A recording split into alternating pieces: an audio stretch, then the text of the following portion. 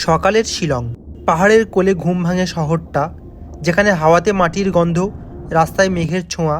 আর আজ এই শিলং থেকে আমাদের যাত্রা শুরু সেই জাদুকর নদীর ডাউকির উদ্দেশ্যে, যার জলে নাকি নৌকাও ভাসে আকাশের মতো স্বচ্ছ প্রতিচ্ছবিতে। আজ আমরা যাচ্ছি সেই ডাউকি, সেই সবুজের নীল স্বপ্নের দেশে। এটি আমাদের মেঘালয় ভ্রমণের চতুর্থ পর্ব।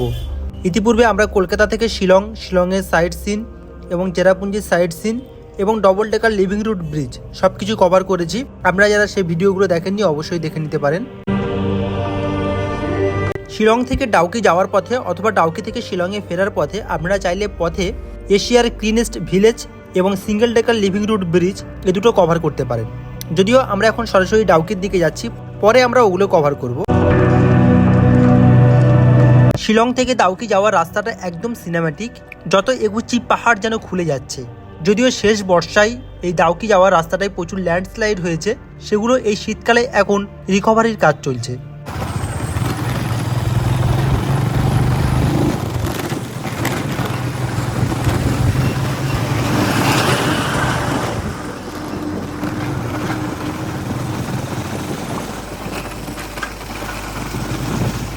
আমরা এখানে একটা স্পটে দাঁড়ালাম।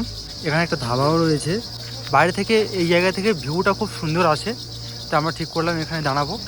এখানে ভিউটা আপনাদের সাথে শেয়ার করব। ভিউটা বাইরে থেকে যখন রোডে যখন রাইডিং করছিলাম তখন বাইরে থেকে দেখছিলাম যে এখান থেকে ভিউটা খুবই সুন্দর, মারাত্মক লাগবে। এখানে এন্ট্রি করার জন্য 20 টাকা করে পার হেড। চলুন আমরা এবার ভিতরে এন্ট্রি করি। ওয়াও, এখানে আপনারা সাউন্ড শুনতে পাচ্ছেন। এখানে যে পোকা ডাকছে, কতটা নিরিবিলি পরিবেশ আপনারা জাস্ট ফিল করুন। পোকার ডাক কি সুন্দর লাগছে দেখুন। ওয়াও,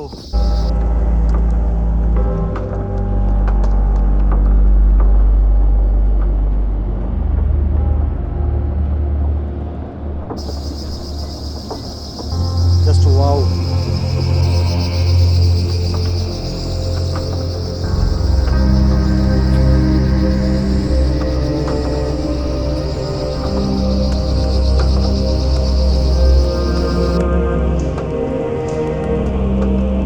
আমরা আবার যাত্রা শুরু করলাম। আর এই যে এরিয়াগুলো দেখতে পাচ্ছেন, এগুলো সব কনস্ট্রাকশনের কাজ চলছে। আর শেষ বর্ষায় এগুলো সব পাহাড়ে ধস নেমেছিল এবং তখন কিছুদিনের জন্য ডাউকি আসার পথও বন্ধ ছিল।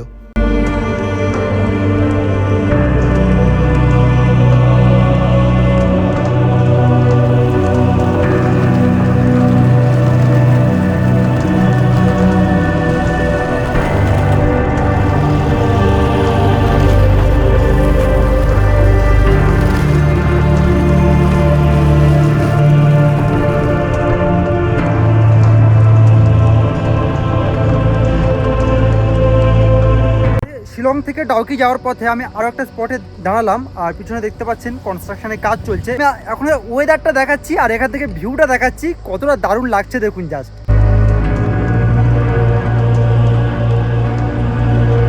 অসাধারণ ভিউ, জাস্ট মন ভরে যাবে জাস্ট। আর এখান থেকে মেঘ আমাদের সাথে লুকোচুরি খেলছে। মাঝে মধ্যে মেঘ আমাদের গায়ের উপর এসে চলে আসছে, আবার পিছিয়ে যাচ্ছে, আবার মেঘ আসছে, এরকম হচ্ছে। এই জন্য এটাকে বলা হয় মেঘালয়, মেঘের বাসস্থান।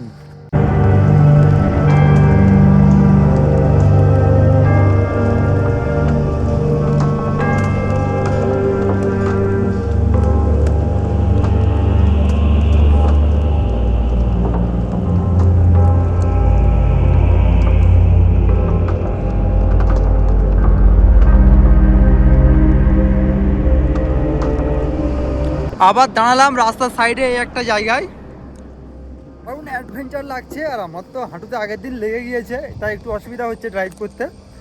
তবে ড্রাইভ করার থেকে হাঁটাটা বেশি সমস্যা লাগছে। তবে খুবই সুন্দর লাগছে রাস্তাটা। যে রাস্তায় এতক্ষণ যে দেখে দেখে এলাম, রাস্তায় প্রচুর কাজ চলছে। তা আমরা যে জায়গাটা দাঁড়ালাম এখানে দেখি একটু ব্যারিকেড করে দেওয়া রয়েছে, কেমন কি ভিউ পয়েন্ট রয়েছে আপনাদেরকে দেখাবো। তা রাস্তায় প্রচুর কনস্ট্রাকশনের কাজ চলছে। ওই কাজগুলো হয়ে গেলে ডাউকিতে আসার রাস্তাটা এত সুন্দর লাগবে। আর এখান থেকে ভিউগুলো যা সুন্দর দেখতে লাগে, আস্তে আস্তে আপনাদের সাথে কিছু কিছু ক্লিপ শেয়ার করেছি আমরা। দারুণ দারুণ। আর এখানে জাস্ট একটা ছোটো করে পার্ক মতো সম্ভবত কোনো এক সময় করেছিল, কিন্তু এখন পরিত্যক্ত অবস্থায় রয়েছে। দেখতে পাচ্ছেন এগুলো এক সময় তার মানে এখানে মানুষ আসতো, কোনো একটা কিছু ছিল, কিন্তু আপাতত পরিত্যক্ত অবস্থায় রয়েছে। এই জায়গাটা আমরা দাঁড়ালাম যাওয়ার পথে, আর আমরা এই বাইক রেখেছি আমাদের। এই বাইক নিয়ে আমাদের ওখান থেকে ঘুরে এসে কিন্তু আমাদের এই রোডটায় আসতে হবে। দেখতে পাচ্ছেন এই রোডটায় আসতে হবে, ওই রোড দিয়ে। জাস্ট দারুণ অ্যাডভেঞ্চার হচ্ছে বন্ধুরা।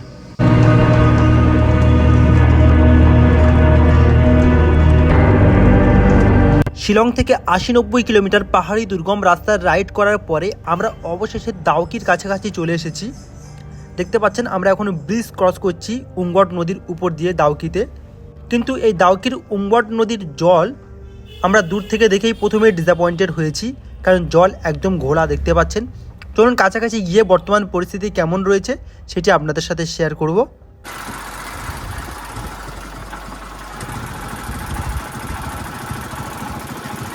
আর প্রসঙ্গত বলে রাখছি, আপনারা যখন দাউকির কাছাকাছি চলে আসবেন তখন এখানে বোটিং করার জন্য এবং ক্যাম্পিং করার জন্য বিভিন্ন মানুষ আপনাদেরকে রিকোয়েস্ট করবে, কিন্তু আপনারা তাদের ফাঁদে পা দেবেন না। আপনারা সরাসরি চলে যাবেন দাউকির, যেখান থেকে অথেন্টিক অফিসিয়ালভাবে বোটিং করা হয় এবং কাউন্টার রয়েছে যেখান থেকে বোটিং করানো হয় এবং ক্যাম্পিং করানো হয়, সেখান থেকে করবেন।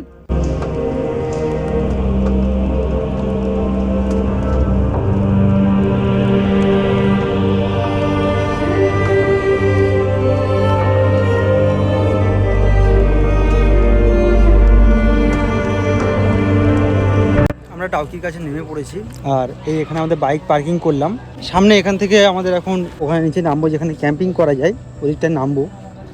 কিন্তু আমরা এসে সাথে সাথে ডিসঅ্যাপয়েন্টেড হয়েছি ডাউকির মানে রিভারের কালার দেখে। তা সেটা আমি আপনাদেরকে নিচে গিয়ে ভালো করে দেখাচ্ছি। এখান থেকে নিচে নামতে হবে, দেখতে পাচ্ছেন Dawki tourism development and society. এদিকটায় রয়েছে যে উমবট রিভার যেটা রয়েছে এটা এদিকটা, আর এদিকটায় বিভিন্ন লোক ক্যাম্পিং রয়েছে। আর এই রিভার সাইডের নিচে আপনারা দিকে ক্যাম্পিং করতে পারবেন। নিচে গিয়ে আমি আপনাদেরকে দেখাচ্ছি। দুঃখের বিষয়, আমরা যে ক্রিস্টাল ওয়াটার দেখেছিলাম একদম স্বচ্ছ কাঁচের মতো যে জল, সেগুলোর কিন্তু কিছুই নেই এখন। আপনারা যদি ওরকম জল দেখতে চান তাহলে একদম শীতকালে ডিসেম্বরের শেষ বা জানুয়ারির প্রথমের দিকে আসবেন, আশা করছি তখন অনেকটা স্বচ্ছ জল দেখতে পাবেন। এই জল এখন অনেকটাই ঘোলা রয়েছে, আর আমার হাঁটুর অবস্থা খারাপ। এই দিকটায় গেলে বোটিং করতে পারবেন এবং ক্যাম্পিং করতে পারবেন। আর আমরা এদিকটায় যাবো, এদিকে বিভিন্ন কেনাকাটা এবং খাওয়া দাওয়ার ব্যাপার রয়েছে। আমাদের অনেক জোরে খিদে লেগেছে, দুপুর 2:30 বাজে। আমরা প্রথমে একটু খাওয়া দাওয়া সেরে নিই। আর এই ডাউকির রিভার সাইডের নিচে যে মার্কেট রয়েছে, মার্কেটটা কেমন আপনাদেরকে দেখাই। এখন ঘড়ির কাঁটায় ঠিক বাজে 2:30, আর আমরা লাঞ্চের জন্য চলে এসেছি। তো আপনারা এখানে মেনু কার্ড দেখতে পাচ্ছেন, আপনাদের যেটা মনে হবে আপনারা সেটা অর্ডার করতে পারেন। তো আজকে আমরা অর্ডার করেছি যেটা হচ্ছে ফিশ থালি, যেটা রাইস ফিশ দিয়ে যেটার প্রাইস হচ্ছে 280 টাকা। তো থালিটাকে আপনাদেরকে একবার দেখিয়ে দিচ্ছি।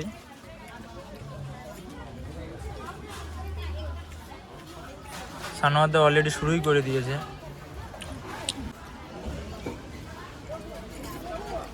আমরা এখন খাওয়া দাওয়া করে নিলাম, আর বাইরে এদিকে দেখতে পাচ্ছেন এগুলো সুপারি গাছ, প্রচুর সুপারি গাছ রয়েছে। আর ঠিক তার তলায় এরকম ভিউ, চারিদিকে সব ক্যাম্প করে বসে রয়েছে। তা আমরা এবার ডাউকি যেখান থেকে বোটিং করা হয় ওই দিকটা যাবো, চলুন ঘুরে আসি। এখানে বোটিং করার জন্য এই হচ্ছে টিকিট কাউন্টার রয়েছে।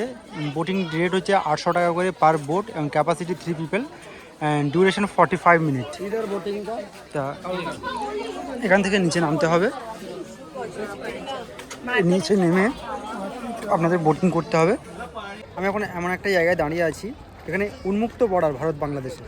দেখুন এই হচ্ছে আমাদের ইন্ডিয়ার বোটগুলো রয়েছে এই, আর ঠিক ওদিকে এখান থেকেই এই যে একটা পোস্টার দেওয়া রয়েছে, এই পোস্টারের ওপার থেকেই বাংলাদেশ শুরু হচ্ছে।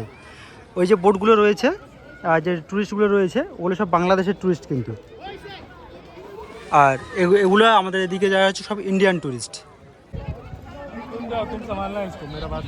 আমরা ওই ব্রিজটা থেকে এসছিলাম, তখন আসছিলাম। আর এই জল যদি ক্লিয়ার থাকতো এত সুন্দর লাগতো আমরা রিলসে যেগুলো দেখি সাধারণত, কিন্তু আমরা খুবই ডিসঅ্যাপয়েন্টেড হয়েছি।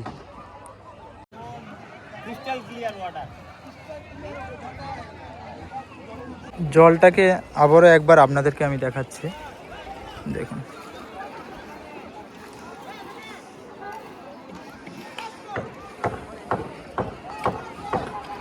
সত্যি বলতে কত এক্সপেকটেশন নিয়ে এসেছিলাম, বাট এখানে এসে মন একদম মরে গিয়েছে, একদম মন মরে গিয়েছে, কি বলো? ফুললি ডিসঅ্যাপয়েন্টেড হয়েছি। মানে আমরা রিলসে যা দেখি আর বাস্তবের মধ্যে যে কতটা পার্থক্য রয়েছে, কতটা জার্নি করেছে, কি খারাপ রাস্তা, এত জঘন্য রাস্তা। আমরা আসার সময় দেখে এসেছি যে রাস্তাটা কতটা খারাপ ছিল, আর সেই রাস্তা আমরা রাইড করে এত দূর পর্যন্ত এসেছি। মনে কত আশা থেকে আর ছিল, আমরা ভেবেছিলাম এখানে ক্যাম্পিং করবো, রাতে ক্যাম্পিং করব, ক্যাম্পিং করবো, মর্নিং এর ভিউটা দেখবো, কিন্তু আমরা এখন ফিরে যাবো এখান থেকে। ফুললি ডিসঅ্যাপয়েন্টেড হয়েছি আমরা। যা ভিউ দেখেছি আর মর্নিং, রাত কাটবে কি করে সেটা বুঝতে পারছি না। আচ্ছা বল, কেমন লাগছে ডাউকিতে এসে? এক্সপেকটেশন যেটা ছিল সেটা তো পাইনি, ঠিক আছে, এখানে পানি ঘোলা, কিন্তু এখানে এসে যেটা সব থেকে ইম্পর্টেন্ট জিনিস দেখা গেছে সেটা আমি দেখাচ্ছি আপনাদের। Bangladesh India border. রিল দেখে কেউ কোনোদিন আসবে না। ক্রিস্টাল ক্লিয়ার ওয়াটার, একদম নৌকা তোমার জলের উপরে পাতার মতো ভাসছে, ওরকম কিন্তু নয় এখানে। হ্যাঁ, কিছু কিছু সময় অনেকটা স্বচ্ছ দেখা যায়। আপনারা যারা ডিসেম্বরের শেষ বা জানুয়ারির দিকে আসবেন তারা কিছুটা স্বচ্ছ জল পাবেন। আর এনাদের সঙ্গে কথা বলে যেটা বুঝলাম যে জল ঘোলা হওয়ার মেন কারণ, পথে আমরা আসার সময় দেখেছিলাম বিভিন্ন রোড ভেঙে গিয়েছে, বিভিন্ন রোড কাটা হচ্ছে, রোডে কনস্ট্রাকশনের কাজ চলছে, তারপরে যে বৃষ্টি হচ্ছে সেইগুলো ধুয়ে এই নদীর জলে পড়ছে এবং এরকম ঘোলা হয়ে গিয়েছে। সেই জন্য এতটা দুর্গম রাস্তা বাইক চালিয়ে আসার পরে ডাউকির এরকম অবস্থা দেখে সত্যি আমরা ডিসঅ্যাপয়েন্টেড হয়েছি। তাই আমরা আর এখানে বোটিং করলাম না। এরকম জল দেখার পরে আমরা বোটিং করলাম না, কারণ আমরা ঠিক করেছিলাম ডাউকির পাড়ে আমরা আজ রাতে স্টে করব ক্যাম্পিং করে। কিন্তু আমাদের সেই ইচ্ছা আর জাগলো না, আমরা আবার এখান থেকে ফিরে যাব। আমরা বোটিংও করলাম না, কারণ এমন জলের অবস্থা, তার উপরে একটা করে বোটে 3 জন করে অ্যালাউ করে, আর আমরা রয়েছি 4 জন। সেই জন্য আমরা আর বোটিং করলাম না আজ। তা আপনারা যদি ডাউকিতে আসবেন ভাবছেন, এই ভিডিওটা করা হয়েছে নভেম্বরের মাঝামাঝি পর্যায়ে। আপনারা চাইলে ডিসেম্বরের শেষ অথবা জানুয়ারি মাসে যখন আসবেন তখন অবশ্যই আশা করছি ডাউকির জল ক্লিয়ার পাবেন। তা নাহলে এতটা পথ, দুর্গম রাস্তা এবং রাস্তায় প্রচুর কাজ চলছে, সেগুলো পার হয়ে ডাউকিতে এসে যদি এরকম জল দেখেন তাহলে অবশ্যই হতাশ হবেন। মন ভরা একদম দুঃখ কষ্ট নিয়ে আমরা এখান থেকে বিদায় নিচ্ছি। এখন আমরা এরপরে কোথায় যাবো ভাবছি? এরপরে অন্য কোনো একটা স্পটে যাবো, দেখি। কোথাও যাও না, সব থেকে বাড়ি চলো, যেখানে যাচ্ছি। ভিলেজটা এশিয়ার সব থেকে যে পরিষ্কার পরিচ্ছন্ন গ্রাম, ওটাই গেলে। হ্যাঁ, ওটাতেই যাবো, ওটা ভিজিট করবো, ওটা আপনাদেরকে দেখাবো। তো চলুন।